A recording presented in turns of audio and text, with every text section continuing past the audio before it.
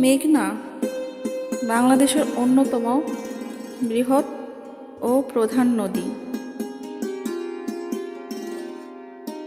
মেঘনা বেশ গভীর এবং প্রশস্ত।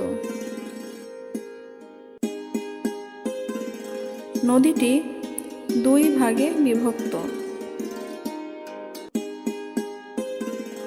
মেঘনা আপার নদী ও মেঘনা লোয়ার নদী।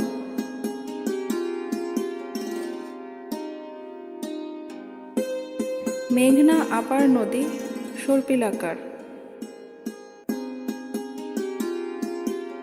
যার সীমা কিশোরগঞ্জ থেকে শুরু হয়ে নরসিংদী, ব্রাহ্মণবাড়িয়া হয়ে চাঁদপুরে এসে পদ্মা নদীতে মিলিত হয়েছে।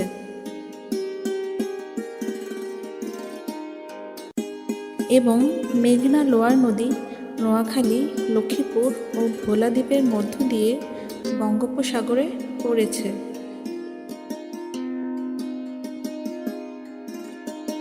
মেঘনা নদীর উৎপত্তির উৎস ভারতের আসাম রাজ্যের পার্বত্য অঞ্চলের বরাক নদী হতে।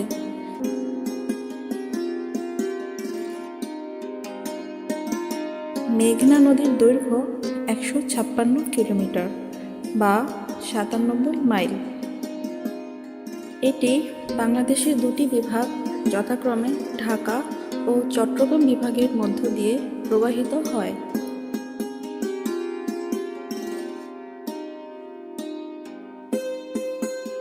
মেঘনার তীরে বিখ্যাত শহর ও বন্দর যেমন আজমিরগঞ্জ, সাল্লা, ভৈরব বাজার ও চাঁদপুর রয়েছে।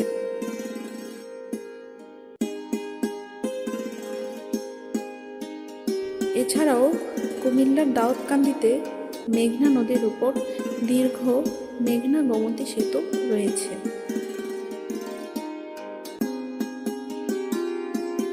এবং ভৈরব রেলওয়ে সেতু মেঘনা নদীর উপর দিয়ে অবস্থিত। পৃথিবীর বড় নদীগুলোর মতোই মেঘনা বিপুল পরিমাণ বৃষ্টির পানি বহন করে।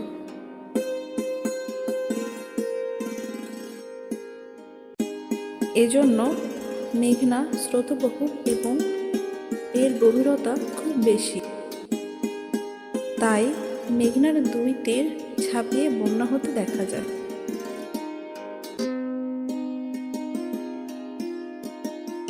চাঁদপুরের কাছে পদ্মা মেঘনার মিলিত স্থানে ইলিশ মাছের আবাস।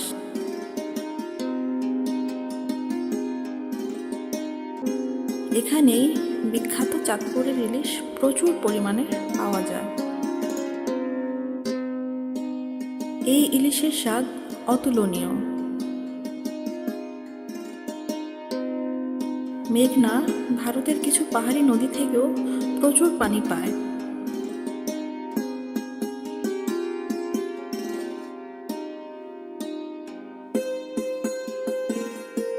পাহাড়ি নদীগুলো হচ্ছে গোমতী, হাওড়া, কাগনি, সোনাইবুড়ি, হরিমঙ্গল, কাকরাই, কুরলিয়া, বালুজুড়ি, সোনাইছড়ি, ডাকাতিয়া, হান্দাছড়া ও জঙ্গলিয়া।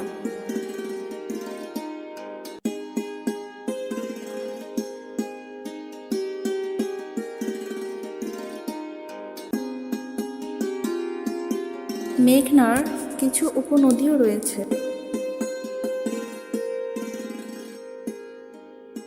তার মধ্যে উল্লেখযোগ্য হল ধনাগদা, পাগলি, তিতাস, মতলব ও কাঠালিয়া।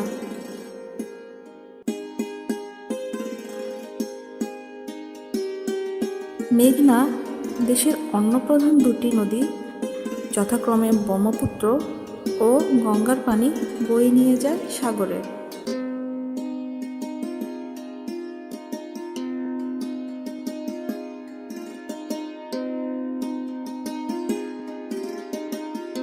বাংলাদেশে একমাত্র মেঘনারই রয়েছে একই সাথে দুই রকম স্রোতপ্রবাহ।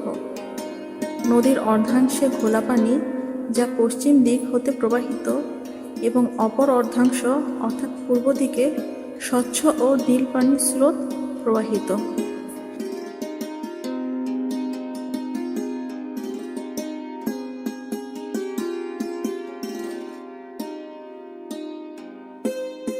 আশ্চর্যের বিষয় হচ্ছে এই দুই রকম স্রোত একসাথে প্রবাহিত হচ্ছে, কিন্তু একে অপরের সাথে মিশে যাচ্ছে না।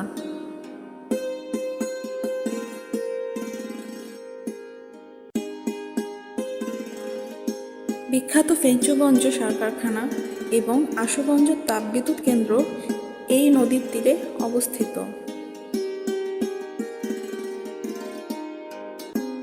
মেঘনা নদীতে এত বিপুল পরিমাণ বৃষ্টির পানি যুক্ত হয় যে নদীর ধারণ ক্ষমতা উপচিয়ে যায়।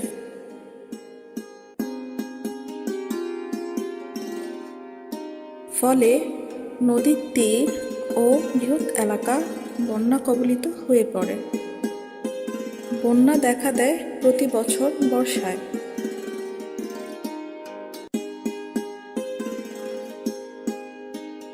এতে কৃষি ফসলের ক্ষয়ক্ষতি, জনমানব এবং গবাদি পশুর প্রচণ্ড দুর্ভোগ বরণ করতে হয়।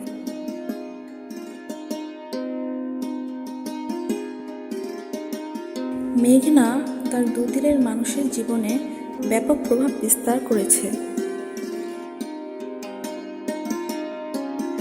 কেননা বাংলা সাহিত্যের কবিতা, কথায়, গান, গল্পে সব কিছুতেই মেঘনা নদীকে নিয়ে আলোচনা হয়েছে। কবি আহসান হাবীব, লেখক হুমায়ুন কবির এবং আরও কবিগণ মেঘনাকে উপজীব্য করে কবিতা, ছড়া, গান রচনা করেছেন।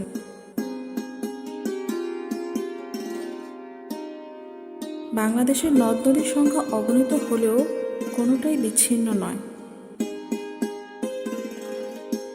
তেমনি মেঘনা নদীও অন্যান্য নদীর সাথে বিভিন্ন স্থানে মিলিত হয়ে সম্মিলিত রূপে প্রবাহিত হচ্ছে।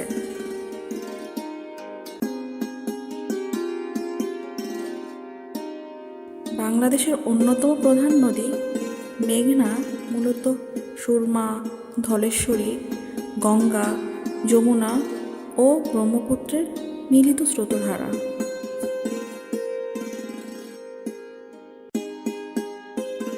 মেঘনার তীর ঘেঁষা জেলাগুলোর মধ্যে চাঁদপুর, নরসিংদী, লক্ষ্মীপুর, ভোলা, বরিশাল, নোয়াখালীর কিছু কিছু এলাকায় নিয়মিত নদী ভাঙন হচ্ছে।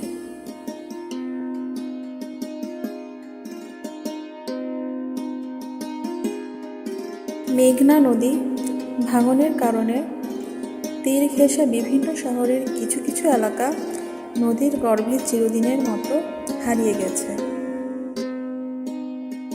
ডুবে গেছে ফসলি জমি, বসতঘর এবং গাছপালা।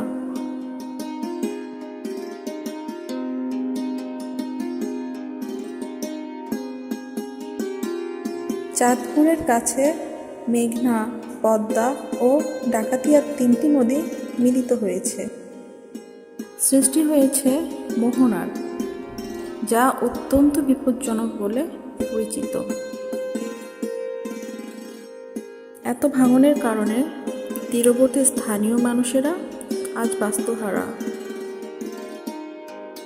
চাঁদপুরের বিভিন্ন এলাকায় বালুর বস্তা ফেলে ব্লক ও বাঁধ নির্মাণ করে নদী ভাঙন ঠেকানোর চেষ্টা চলছে।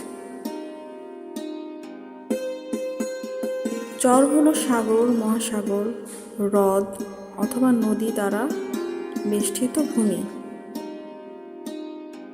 মেঘনা নদীরও এমন কিছু চর রয়েছে যা আপার ও লোয়ার মেঘনার মধ্যে অবস্থিত।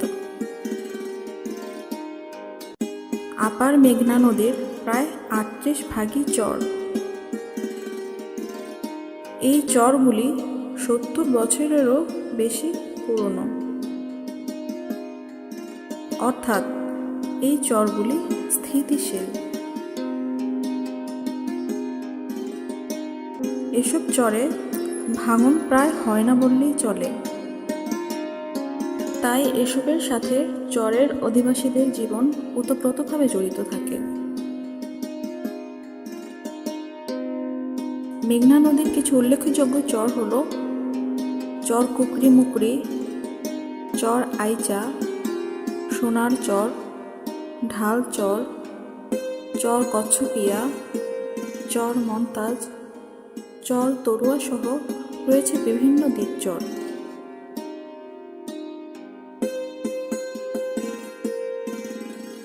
চর দেখতে হলে যেতে হবে নদীতে ভেসে ভেসে। বর্ষায় তীর ও চরের গ্রামগুলোর কিছু বাড়িঘর ডুবে ডুবে দাঁড়িয়ে থাকে। দৃশ্যটা অসাধারণ মনে হলেও এখানকার বাসিন্দাদের জন্য অবর্ণনীয় কষ্টের।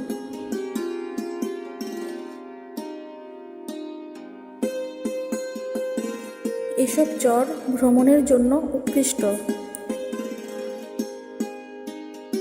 এখানে খাবারের দোকানের কোনো অভাব নেই। ছোট ছোট খাবার হোটেলে বিভিন্ন রকম খাবার এবং তাজা ইলিশে ভরপুর।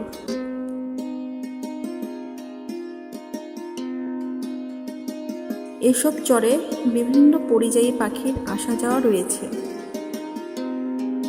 চর ভ্রমণে গেলে প্রাণ ভরে পাখির সৌন্দর্য উপভোগ করা যায়। সর্বোপরি বলা যায়, বাংলাদেশের অন্যতম গভীর ও প্রশস্ততম নদী মেঘনার বিশালতা এবং প্রাকৃতিক সৌন্দর্য মন ভোলানো। নদী ভাঙন প্রতিরোধ করে এর ঐতিহ্য বজায় রাখা সকলের দায়িত্ব।